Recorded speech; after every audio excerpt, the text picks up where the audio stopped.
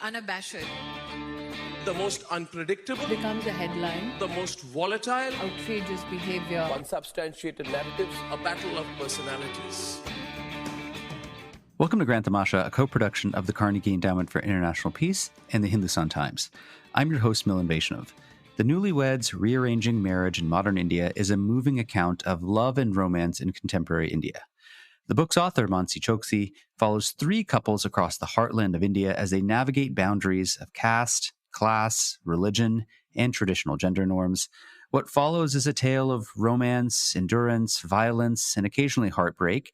The Newlyweds does what most social science texts simply cannot. It brings us into the private lives of young people in love in India. To talk about the book and the broader lessons it holds, Mansi joins me on the show from Dubai. Her writing has appeared in Harper's, the New York Times, the New Yorker, National Geographic, Slate, the Atlantic. I'm very excited to welcome her to the show for the very first time. Mansi, congrats on the book. Thanks for having me. So you have this very evocative line at the start of the book, and maybe this is a good place to start. You write in the early pages, when young people choose their own partners, we threaten order with chaos.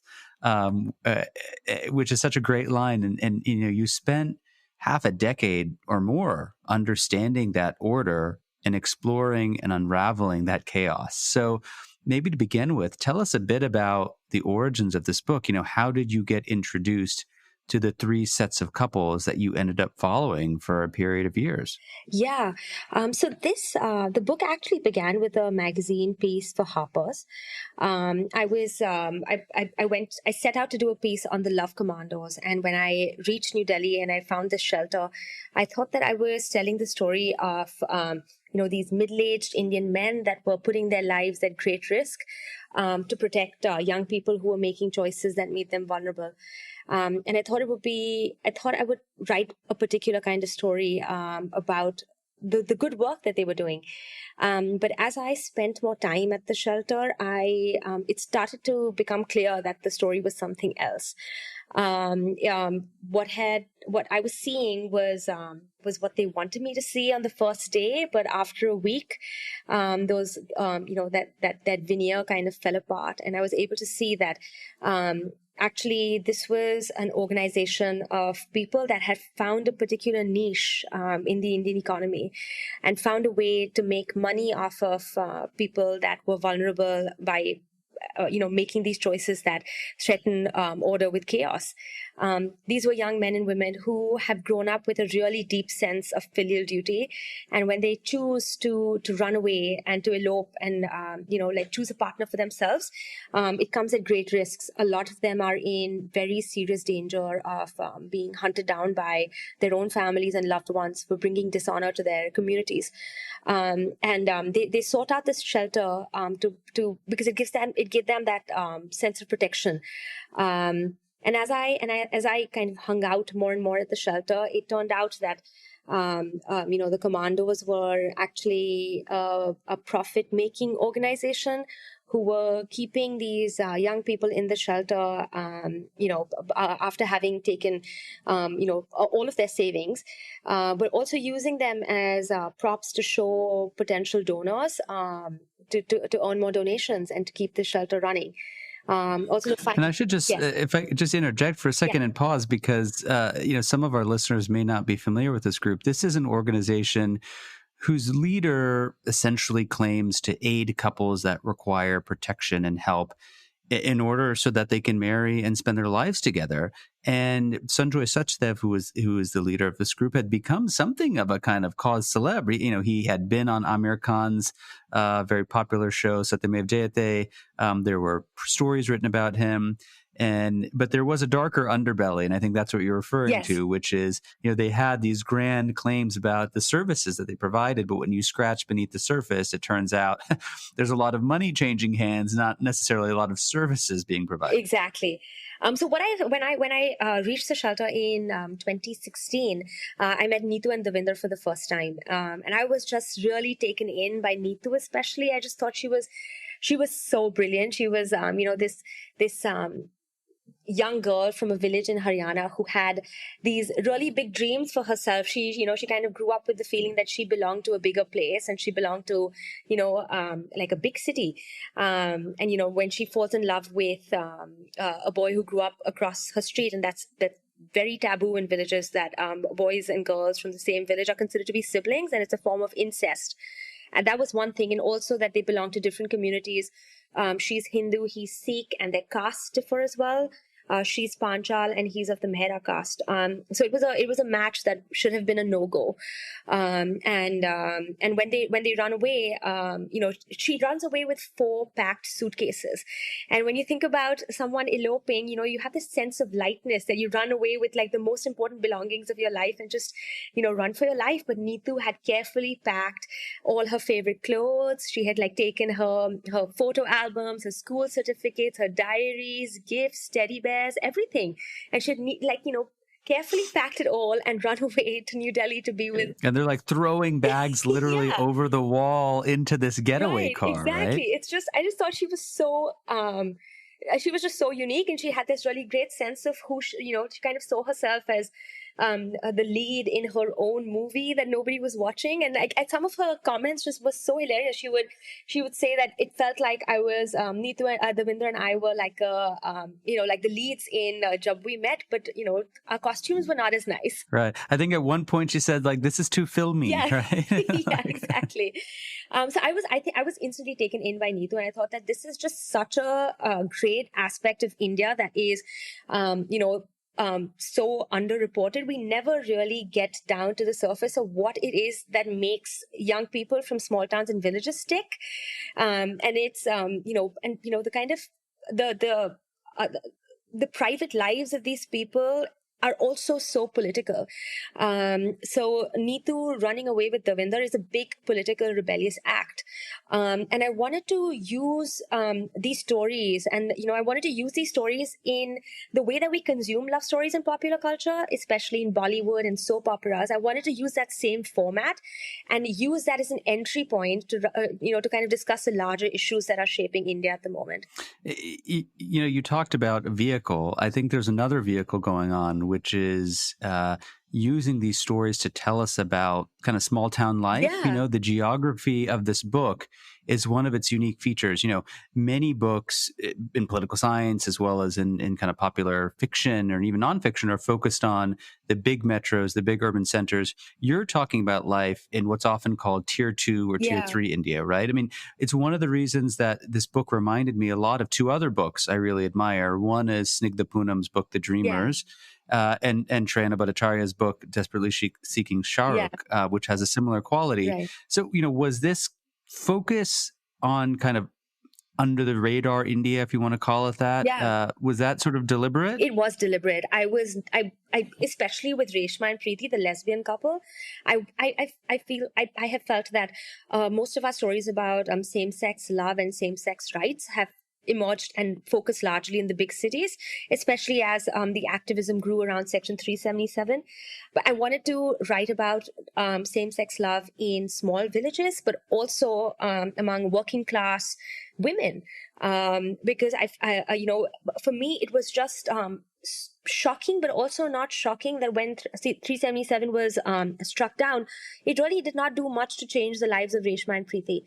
And I thought that and we should mention that this is the part of the Indian Penal Code that, since colonial times, basically outlawed homosexuality. Exactly. And after years and decades of activism, finally a victory was achieved in 2018 with the Supreme Court striking it down, which doesn't make it legal, but at least it does not criminalize it as it had been all these years.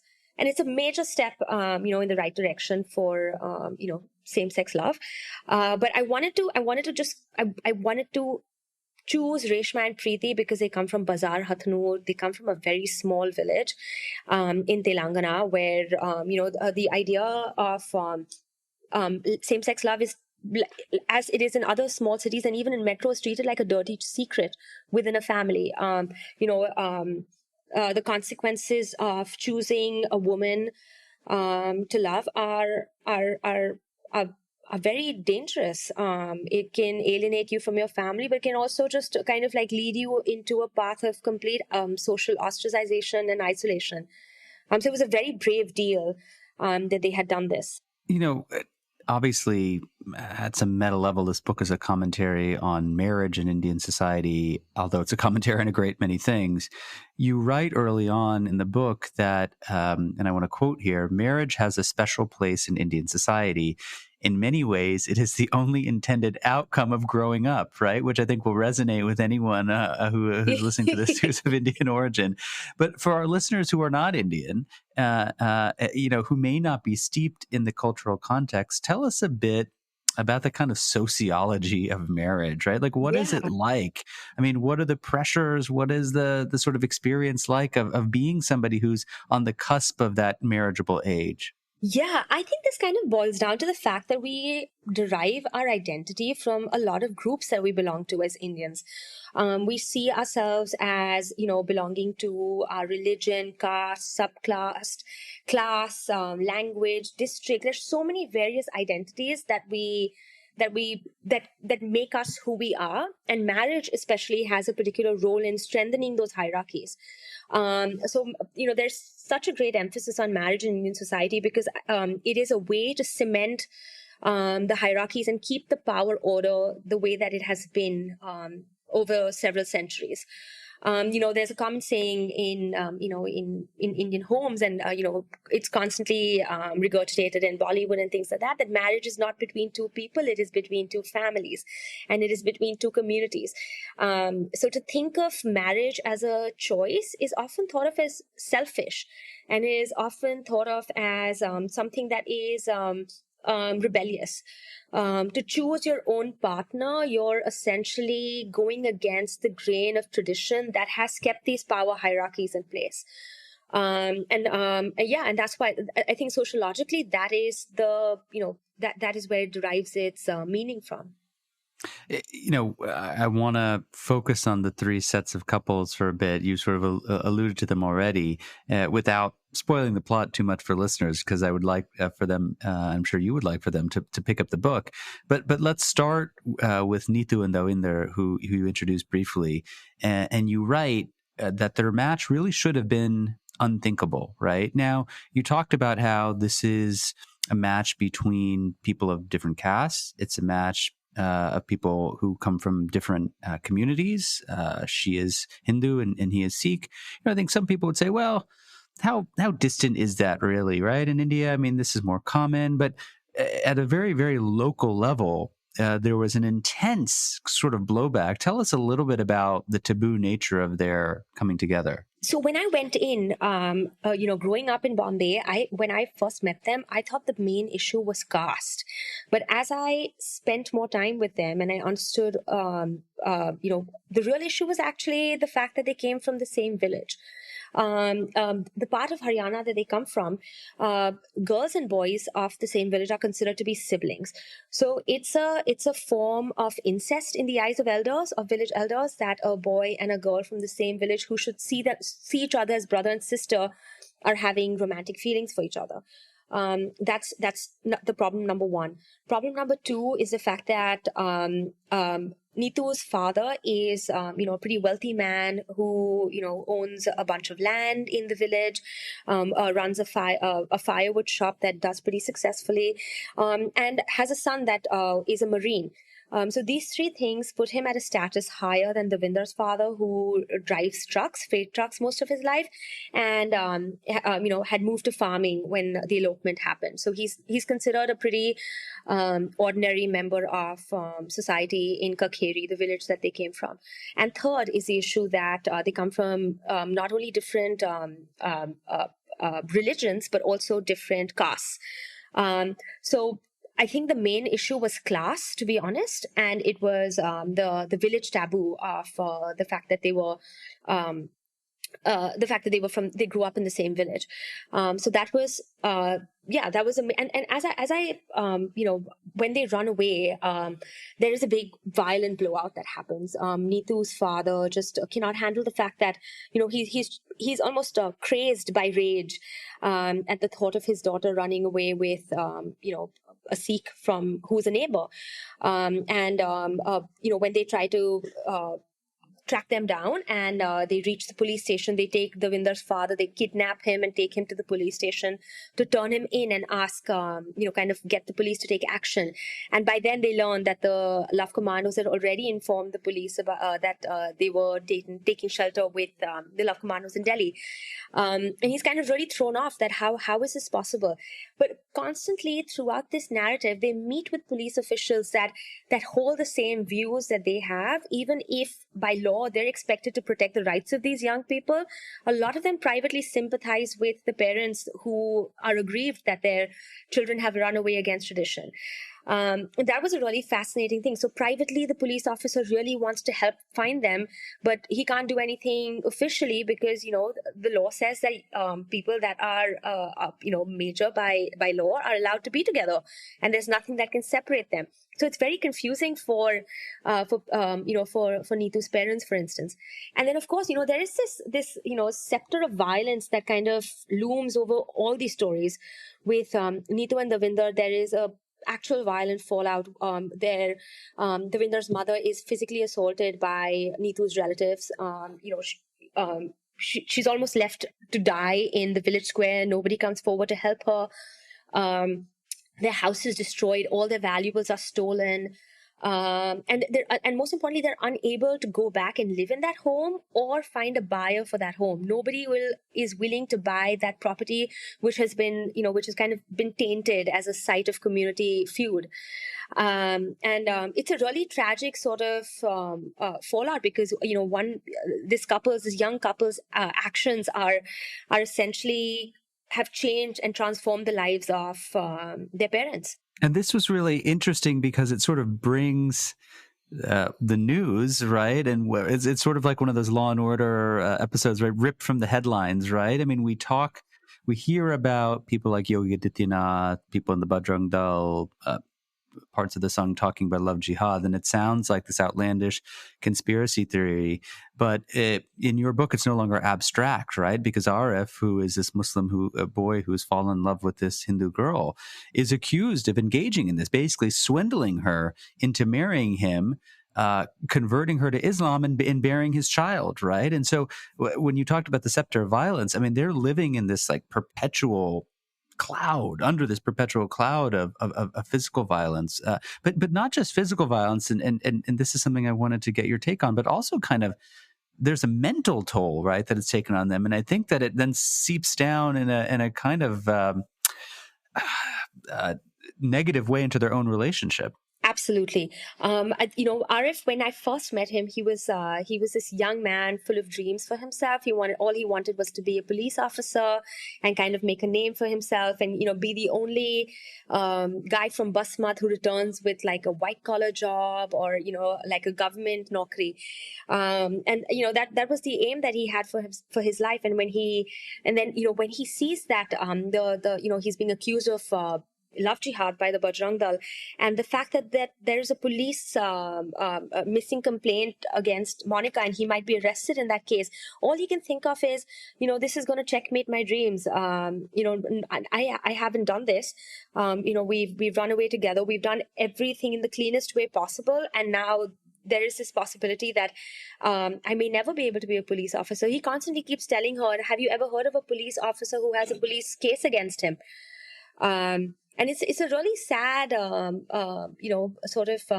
thing to witness that, his realization and his recalibration with the fact that he's a Muslim man in an India where, this is a religious liability, like it's a liability of an identity for him at that point. It's heartbreaking to see a young person who, was proud and, wanting to work hard and, kind of bought into that myth of meritocracy and that if you work hard enough or if you try hard enough, you'll make it. But then something comes and just kind of takes it all away from him. Hey, Grand Tamasha fans. If you're looking for the latest insight into U.S. foreign policy, my colleague Aaron David Miller hosts former secretaries of state, U.S. ambassadors, White House officials, and the leading journalists on his podcast, Carnegie Connects. Go check out Carnegie Connects wherever you get your podcasts. Now, back to the show. Yeah, I mean, at one point he's complaining to a friend about his romantic woes, right? And he has this line, which is pretty incredible. He says, "History is witness that Hindus and Muslims cannot be together. If we are snakes, they are mongooses," right? So it's like apples and oranges that shouldn't mix. Right. You talk about this scenario in Nagpur, right, which is, of course, is the home of the Sangh Parivar, it's the home of the RSS, which is the sort of mothership of the BJP. And you narrate these scenes where every Valentine's Day there is a procession of these sword-wielding fighters of the Bajrang Dal who pass through the city, alerting Hindu families to the danger of prospective kind of, Muslim boys lurking outside of hostels and colleges, with the aim, allegedly, of seducing Hindu women.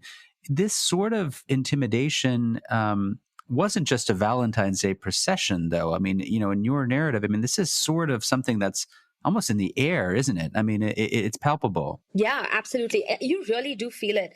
For instance, after they had run away, and I was on a reporting trip to meet and spend time with Arif's aunt Akida, who was assaulted by who was ambushed by the Bajrang Dal the night of their elopement, and I was just spending time in that neighborhood to get a sense of what it was like, and later that evening I asked Arif's cousin to take me to Monica's neighborhood, and she was like, I'm a Muslim girl, you expect me to go to Resham Bagh? And it was just, she was like, I can go across the street where I have tuitions, but I can't go into Resham Bagh, or I would have to be entirely covered because I don't want anybody to know that, I'm a girl from Hassan Bagh, the Muslim stronghold, who's going into Resham Bagh. They will wonder what I'm doing here. So yeah, as you said, it's a very real, palpable fear that almost lingers in the air. This idea, like even Arif talks about when he would go to meet Monica, or they would not even meet. He would just want to sort of like catch a glimpse of her as she went about her day. He worried that that people would. He worried that someone would grab his collar and ask him what the hell he was doing in this neighborhood. It was just. It was a fear that he had to manage whenever he went to see her. I want to sort of talk about the third couple, which is Preeti and Reshma. These are two women who live near the Maharashtra-Telangana border and are distant relatives, actually. And they had to pretend to live as sisters, essentially, to protect themselves from the sort of homophobic legal system. And you mentioned just a few minutes ago that in 2018, the Supreme Court of India struck down Section 377 of the Indian Penal Code, paving the way for same-sex relations. But you also said that you may have had a legal change on the books, but social change is still lagging behind. And I'm wondering if you could talk a little bit about that sort of delta between the two. Yeah. So Preeti and Reshma are working class women that come from a part of the country where they don't have access, or they did not have access to communities that provide queer support. So they did not have the vocabulary to explain their love for each other. They did not use words like gay, lesbian, same-sex love. The way that they express love to each other were borrowed from Hindi films and movies, and actually Telugu films. It's the same sort of idea that I love you, I will die for you, I want to marry you. These ideas of love and partnership is how they frame their love for each other. When they decide to be together, they're actually cross cousins. And the part of Telangana they come from, it's a pretty cherished observance that the cross cousins mean that they're the father and the father's. Okay, there's a man, his sister, and their children can marry, but not the father's brother. It's complicated, but I'm sure there's a easier way to explain it. I'm just not doing a good job of this. But it's a kind of cross cousin marriage. So it's not unusual for them. So if it were Reshma's brother and Preeti would have happily been approved for marriage in that family. The problem was that they were the same sex. when they run away, they decide that, that Reshma has come from an abusive marriage in the past. She was in a marriage with a man. It was an abusive marriage. She runs away. That ends in a divorce. And now she's kind of free and open about her sexuality. And she decides that she's going to live, life on her own terms. Preeti, on the other hand, is younger. This is her first real relationship. And when they run away together, they move to Shirdi because they're both believers in Sai Baba. And they find a job working as room service staff in a hotel. They spend time together, and they have, they're very much in love, and, they're really, kind of enjoying their relationship together. But in the private sphere outside, they're both aware that it's a taboo to say that they're in a relationship, and also that it's something that a lot of people will not understand. So they find it easier to just tell landlords and their employers that they're sisters. And that's something that they're okay with for a little bit, until Preeti starts to feel that, I need to have the legitimacy of societal approval to really feel like I'm in a marriage. But yes, also in terms of the political and, the divide between the political and private lives of these people.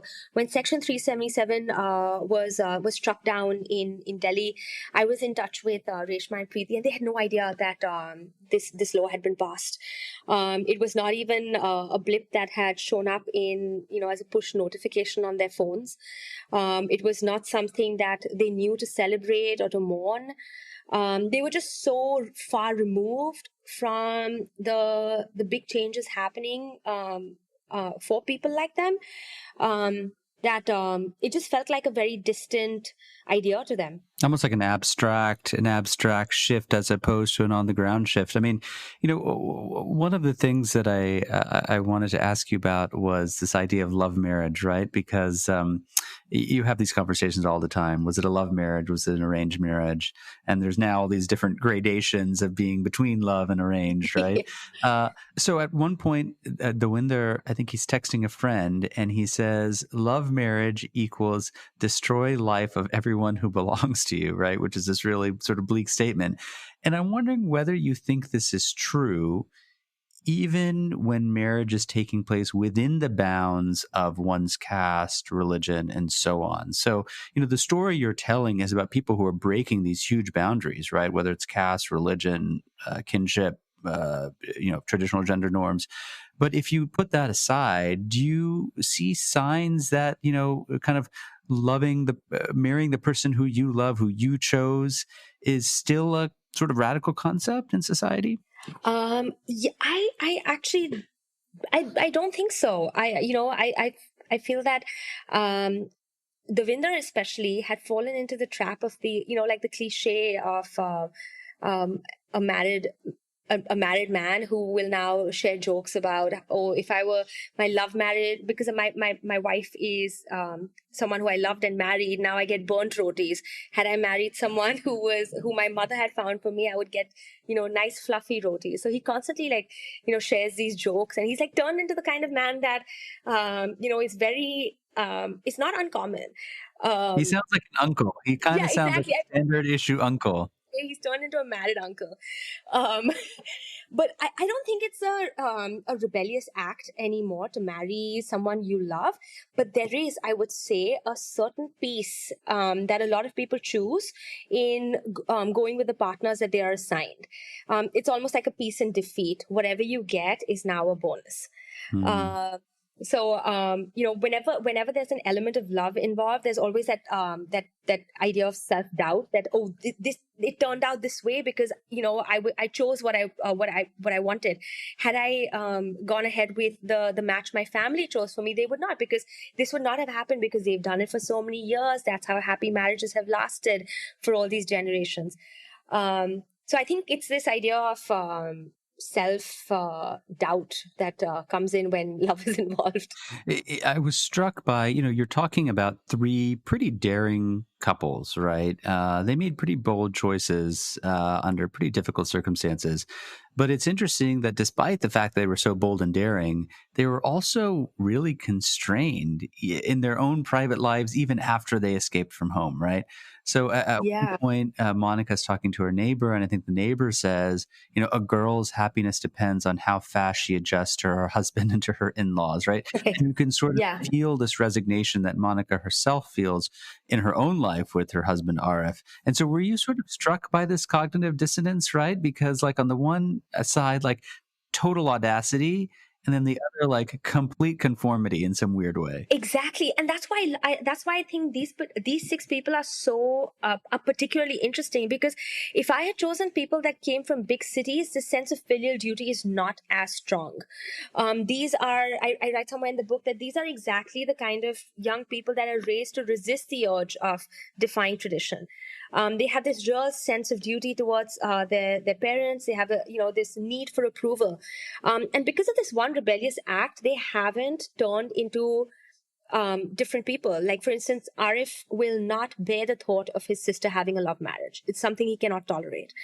Even when Nitu is dating Davinder, she keeps these, she fasts every Monday, praying that, Lord Shiva will turn him into her husband, because that would give her the legitimacy in her eyes that I'm not somebody's girlfriend, I'm somebody's respectable wife. This constantly showed up, this cognitive dissonance that you talked about, where you expect them to have pretty open-minded views about even aspects related to this big rebellious move that they made, but that's not often the case, and that's what I found interesting, because this one rebellious act has changed your life, but you are still shaped by the same biases that you were trying to defy when you chose to do this rebellious thing. You have to make space in your day-to-day life for that rebellious act to coexist with these biases, because it's not as if Monica now believes that that she has favorable views towards Muslims. That's not true at all. She still thinks that Hindu and upper class Hindus are a special breed. Or it's not as if Neetu thinks that her caste is no longer higher than Davinder's. They still have those same ideas. And I found that really interesting, that they had to reckon with both their choices and their own biases. So let me sort of bring this conversation to an end by asking you a perhaps an unfair question here. But you write at one point towards the end of the book that, over the course of reporting, for many years, you witness Neetu and Davinder grow up, Arif and Monica grow in love, Reshma and Pratik go apart. At the start of the book, you talk about your own family's experience, your mother's own decision to marry a man at the age of 18 against her family's wishes. About a decade later, they end up divorcing. So sort of, what has this book sort of taught you about, modern love in the quote unquote new India? Yeah. So one thing it's taught me is that our generation, despite having grown up in completely different circumstances, we had access to the internet. We were growing up when the economy was liberalizing. We had the sense that we're in a really ascendant part of the country. Unlike our parents' generation that grew up in completely different circumstances. They grew up during the emergency. Before the emergency, in post-partition India, and when India was just trying to find its footing. Even though these circumstances are so different, I don't think that there is a big difference in the way that we conduct our private lives. Our parents' generation conducted their private lives based on, disappointing their parents, and us too. And that's what I found really striking. I guess when I went into the project, I was hoping to see something different, and what I learned was actually my mom and these six people are pretty much the same, and the same. They carry the same sense of the same sense of this burden of was it worth it, that kind of looms large over their lives. It loomed large over my childhood. It looms large in their day-to-day lives at the moment.